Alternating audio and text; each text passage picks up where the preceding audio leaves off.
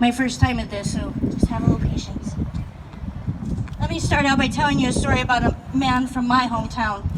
This story was written by Ron Powers.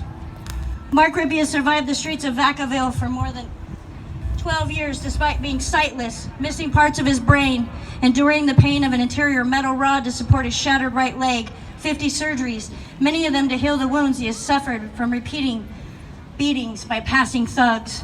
And oh yes, despite his diagnosis of acute schizophrenia, the homeless mentally ill in California and elsewhere exist under twin paradoxical curses.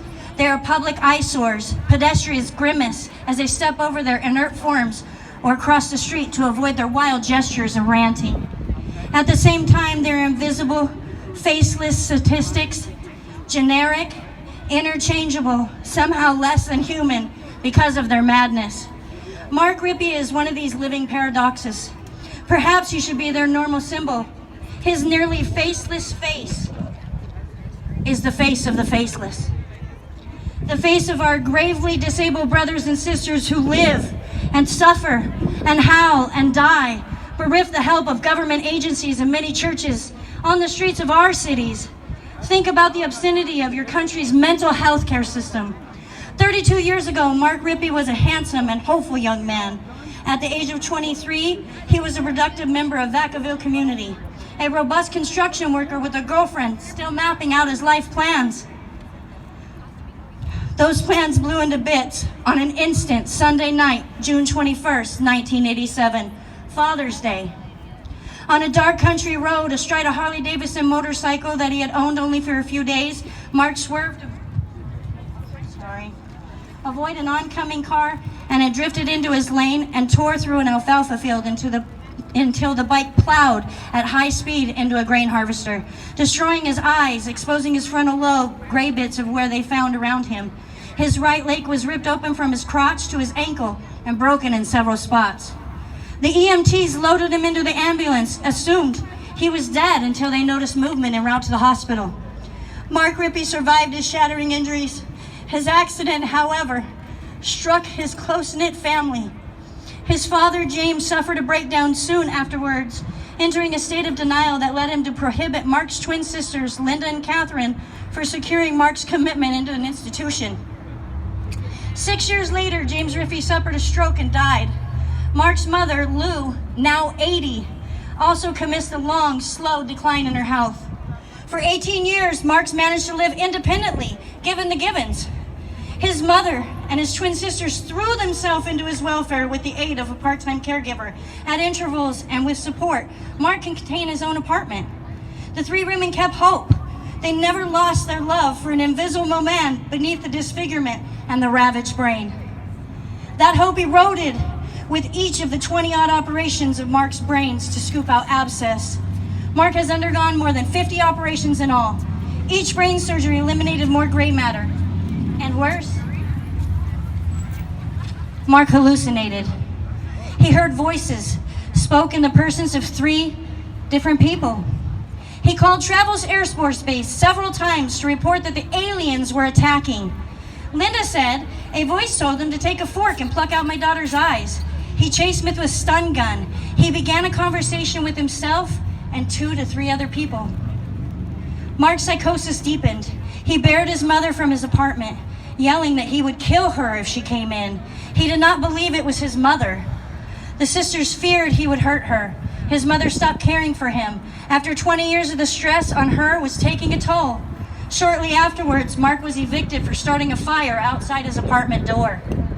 Mark Rippee, clearly now beyond the family's control, a few years earlier, a psychiatrist diagnosed the young man as afflicted with paranoid schizophrenia, but Mark's delusions had then swept him away. Catherine Rippee Hansen, his sister, said, social services and county services just hold him once in a while for 72 hours to 2 weeks, and then don't evaluate him.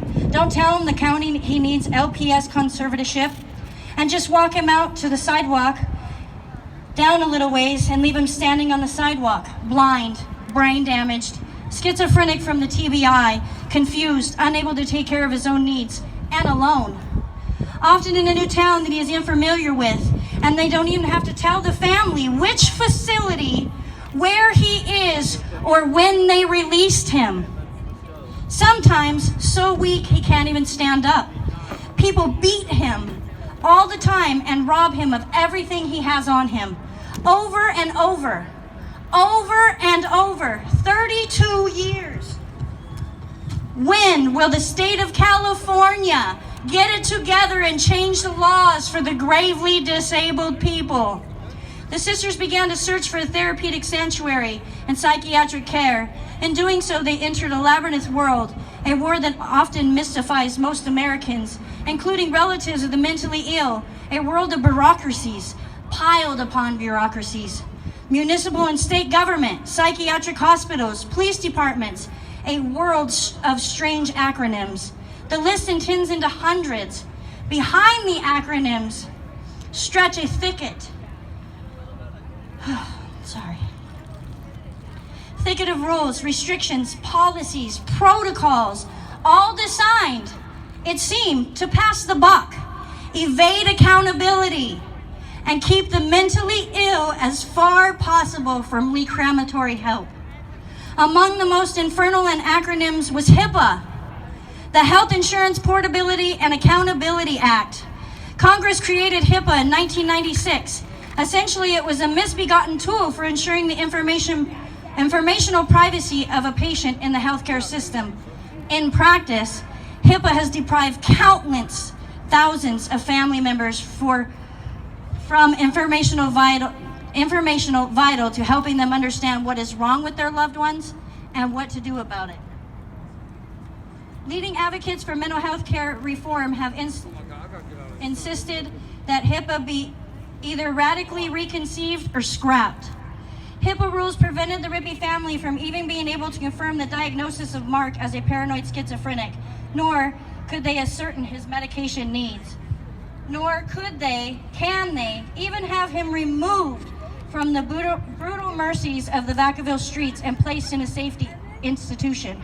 They are stemmed by the monumentally absurd, fatally ambitious system of the state laws that sprang up at mid-century to counter the unintended consequences of deinstitutionalization. These laws awkwardly attempt to protect the civil rights of mentally disabled people on the streets against involuntary commitment to therapeutic care, unless, that is, if the individual can be judged a danger to self or others. The absurdity of this state standard radius from its description, how it is possible to prove that someone is in danger to self or others unless that person commits an act. Well, one can see where it's going with this. Yet even committed such an act is no guarantee that a perpetrator will be taken under care. Consider the case of James Mark Rippee, the loaded gun, the stun gun, the threats of suicide, the threats of his mother's life, the fire he set, the attempted jumps from a moving car, overpasses. James Mark Rippee remains blindly, madly, on his own, a man, in effect, without a country. Certainly without a country that gives a damn whether he lives or dies, as long as he just stays the hell out of sight. This is a man who has no safety net at all, but has the right to die on the streets because he can say no. Linda, after her sister weakened from cancer, showed up at a meeting to Solano County Board of Supervisors. They spoke up. They wrote volumes of emails to the committee. For their troubles, they found gravely disabled, like danger to self and others, resides largely in the eyes of the beholder, the eye being the agency in charge of enforcing it. Over the last few weeks alone, I have contacted more than 45 agencies and people trying to convince them that my brother is the definition of gravely disabled. I told them he needs a conservator, a certified adult overseer. Based on his family's situation and the fact that he has been homeless for more than a decade, I was told, thanks, we're working on it. Catherine,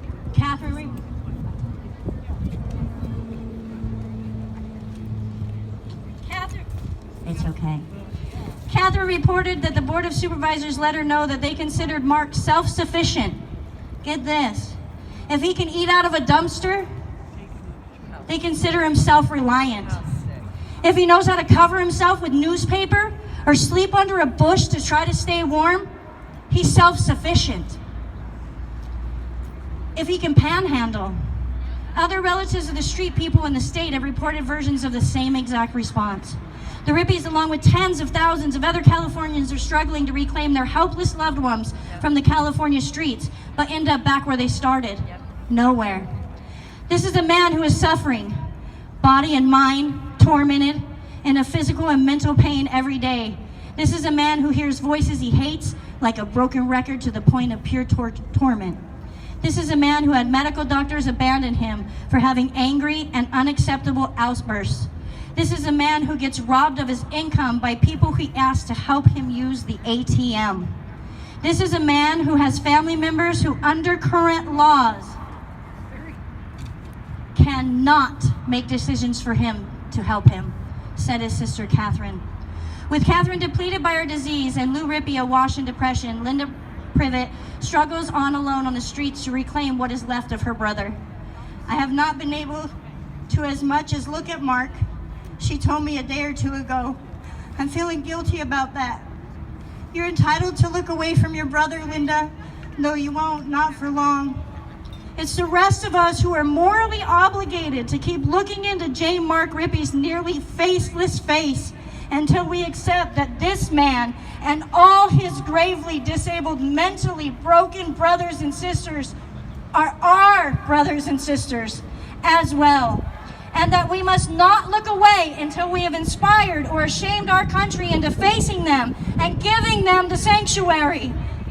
Recently, Mark Rippee was hit by a car when he fell into traffic and is currently in the hospital with possible life-threatening consequences once again. After being left to suffer the streets with the county washing their hands of the matter, for God's sake, this is a man. He's not invisible. He's not expendable. With any humanity left in us, let us help them. Thank you.